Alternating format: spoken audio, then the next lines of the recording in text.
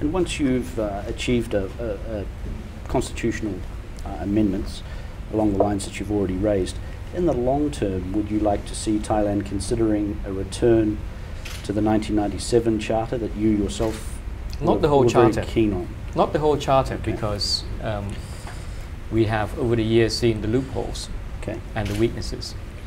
And in many ways, in fairness to the people who drafted the current constitution, I think they were really pretty much trying to make some amendments to address those issues.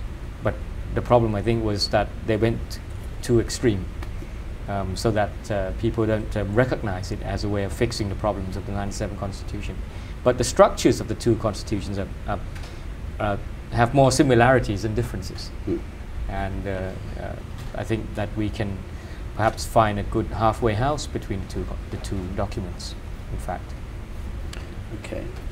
And any amnesty for banned politicians, it's not just about the opposition as well. It would affect your own coalition. Do you think it would strengthen your own coalition potentially? No, I'm not thinking in those terms. And I don't think we could justify any moves that would result in amnesty in those terms.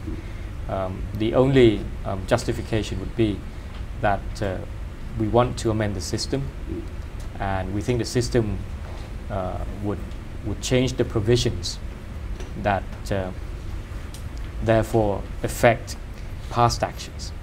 Only in that case, I think, would it be justified to have any kind of amnesty.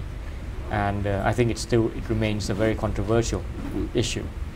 And I think it has to be thought through by all sides, those who propose and those who oppose.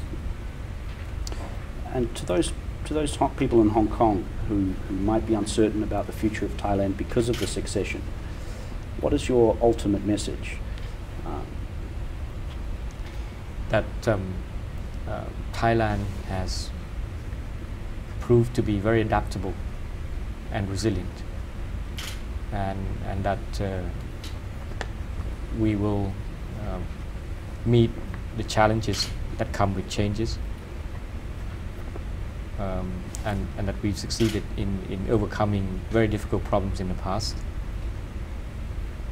and we have the strengths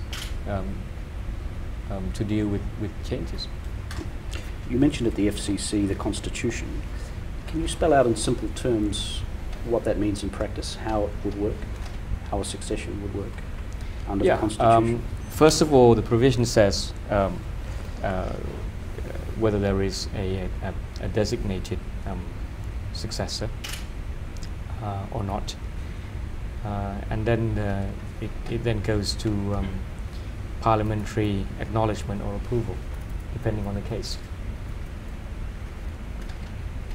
Depending on whether there is a designated Yes. successor. Yes. Is there a designated Yes, the successor? Crown Prince. The Crown Prince. Okay. Is the Privy Council involved before or after Parliament? Trying to think of the details of the provision. They are advisors, so they can act as advisors in the process. And in terms of national reconciliation, at the FCC you mentioned elections. Roughly what timetable would you expect? By the end of the year? It's hard to say because there is still uncertainty about the time frame of the committee. For instance, if they recommend that we go and have a referendum, that takes a few months. And even before we get to that, we're not exactly clear how long it will take them to identify all the issues, which issues would be tabled for consideration, which would be put to a public hearing or a possible referendum.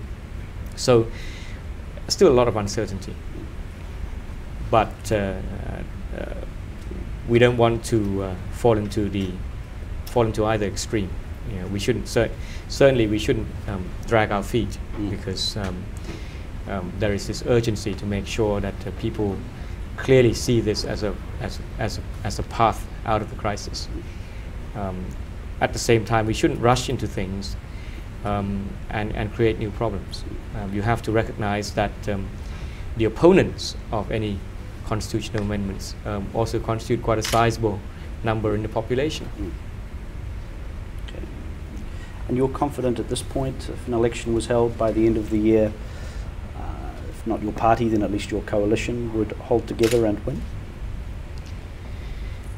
Nobody can make that kind of prediction, but as far as we see in the polling numbers, it would be a close race. It was a close race last time in terms of popular vote, and I think since then we've made some gains. So it would still be very close. And how is it being head of a ruling coalition? Some of the coalition may have different political views than you, or from certainly different political backgrounds.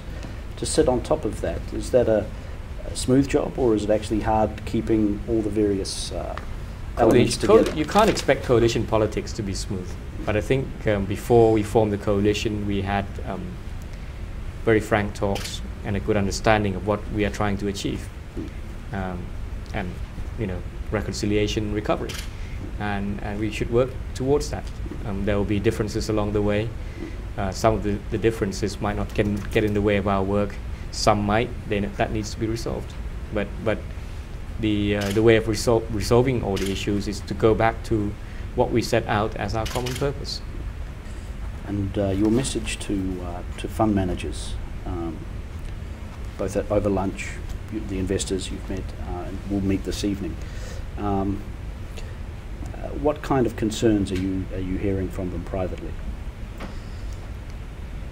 I think they're more concerned with the general global financial situation.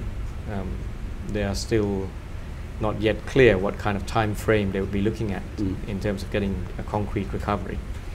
But I think they recognize both the strengths and the challenges that Thailand faces.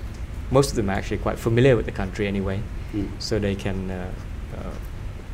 make their own conclusions. But they have a positive feeling towards the country in terms of the opportunities there, and in terms of direct experience of being there. Okay. Yeah, I'll ask you to reverse that.